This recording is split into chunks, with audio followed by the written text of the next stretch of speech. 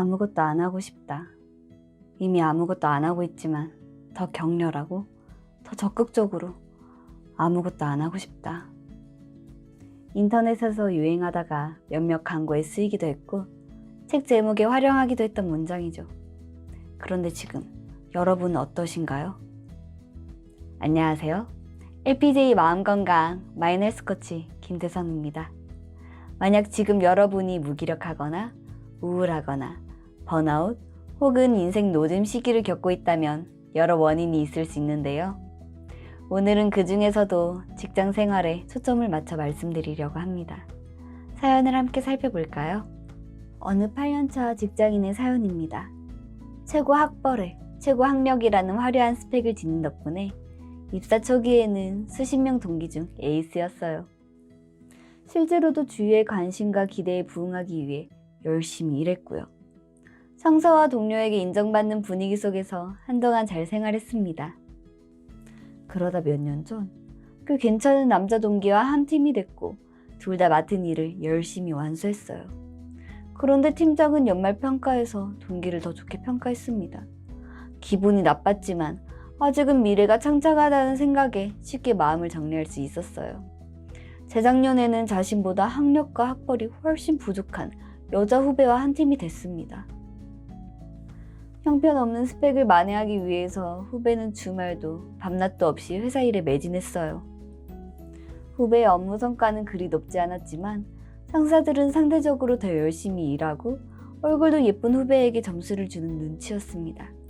그리고 연말 평가 결과는 예상대로였죠. 그때부터 직장일에 회의감이 들기 시작했어요. 뭐하러 그렇게 죽어라 고생했나 싶어서 험함 때문에 동기부여도 안 되고 좌절감 때문에 일이 손에 잡히질 않습니다. 이제는 어느새 열정도 없고 나태한 직원으로 낙인 찍혀버리건 바 같아요. 최근에는 산더미처럼 쌓인 일을 그대로 둔 채 시간만 보내다 마감 기한을 넘기는 일이 늘었습니다. 휴가도 자주 썼고요. 얘기해봤자 뭐하나 싶어서 팀회의 시간에는 그냥 가만히 있었어요. 열심히 해야 한다는 생각이 들긴 했지만 금세 의욕이 사라져서 아무것도 할 수가 없습니다. 직장인의 90% 이상은 이분처럼 회사 생활에서 무기력증을 겪는다고 합니다. 직장인 무기력증이 생기는 원인은 낮은 보상, 과도한 업무, 미미한 존재감 때문인데요. 일에 회의감이 들면서 무기력증이 찾아옵니다. 가족과 건강까지 포기하고 일했는데 돌아보니 남는 게 없는 거죠. 특히 입사 6년 차부터 9년 차인 과장급일 때 무기력증에 걸리기 쉽습니다. 그보다 연차가 낮을 때 무기력증이 찾아왔다면 감정을 표현하기 어려운 환경이 주된 원인이고요. 감정을 자꾸 억압하면 감정 자체가 고갈되거든요. 그리고 일중독은 연차와 무관하게 무기력증의 주요 원인입니다. 성과주의와 완벽주의는 성공한 사람도 무기력증에 빠지게 하죠.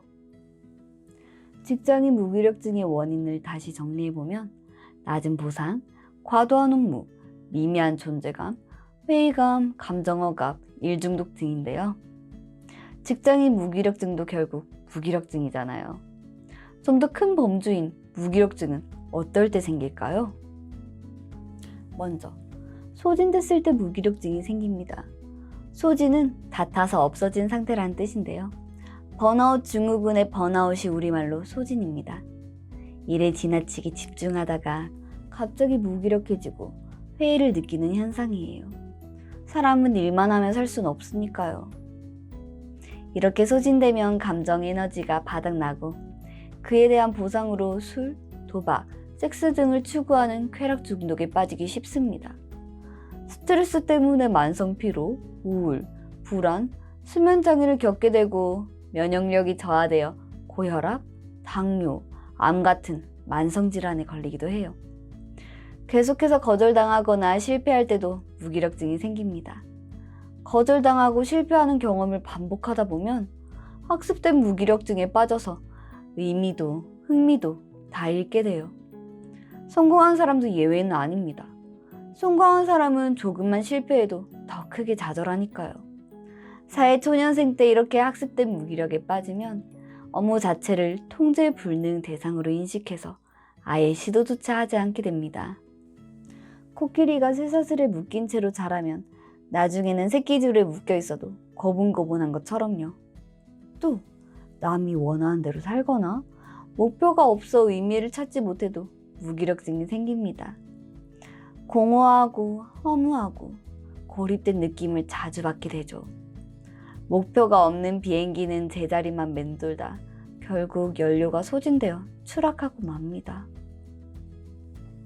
그렇다면 직장인 무기력증에 빠진 분들을 위해 정신과 전문의 후 박사가 전하는 탁월한 처방은 뭘까요? 첫째, 에너지를 충전합시다. 잘 먹어야 하루를 버틸 수 있으니까 아침밥은 꼭 챙겨 드세요.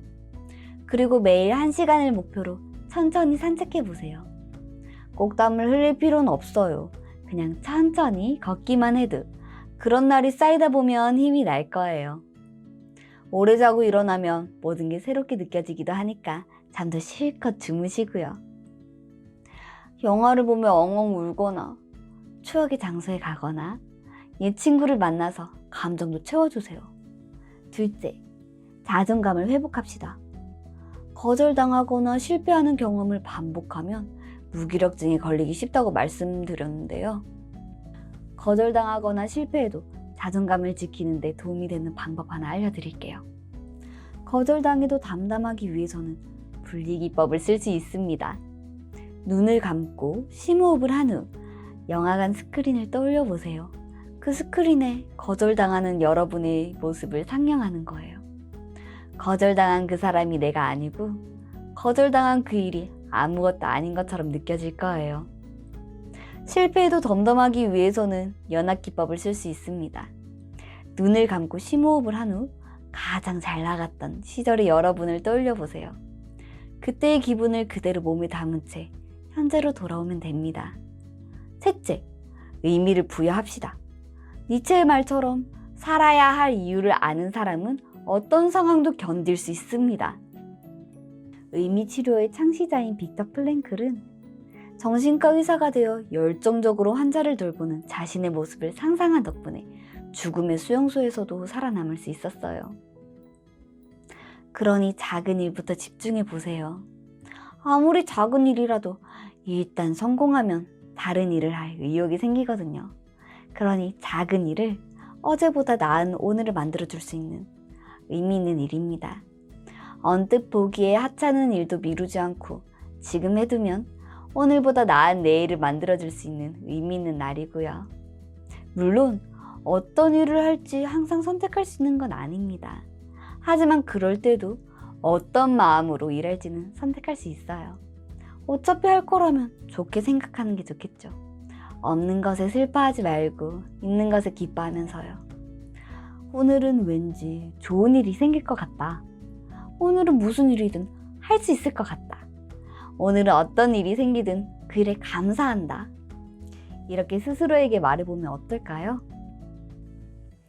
무기력하고 의욕이 없어 고민인 분들에게 이거 하세요, 저거 하세요라니 도움이 됐으면 하는 마음에 하는 말이지만 좀 이상한 것 같기도 하네요.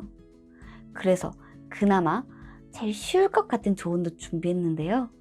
바로 매일 1시간씩 멍하니 지내보라는 거예요. 이미 실천하고 계시다고요? 그렇다면 아주 잘하고 있는 겁니다. 그렇게 멍하니 있을 때 생각도 멈추고 계시다면 더 훌륭하고요. 아직 생각을 멈춰본 적이 없다면 이런저런 생각이 떠오를 때마다 그만이라고 외쳐서 생각을 멈추는 것도 한번 시도해보세요. 복잡했던 머릿속이 좀 더 단순해질 수 있도록 말이죠. 생각이 정돈되면 힘이 생깁니다. 할 수 있다면, 그리고 원한다면 혼자 여행을 떠나 생각을 정리하는 것도 좋을 거예요. 아니면 그냥 집 앞에 잠깐 나가는 것도 괜찮아요. 따스한 햇볕, 쏟아지는 달빛, 지나다니는 사람들의 에너지를 받으면 조금씩 충전이 될 테니까요. 그럼 여러분 푹 쉬고 다음 영상에서 또 만나요.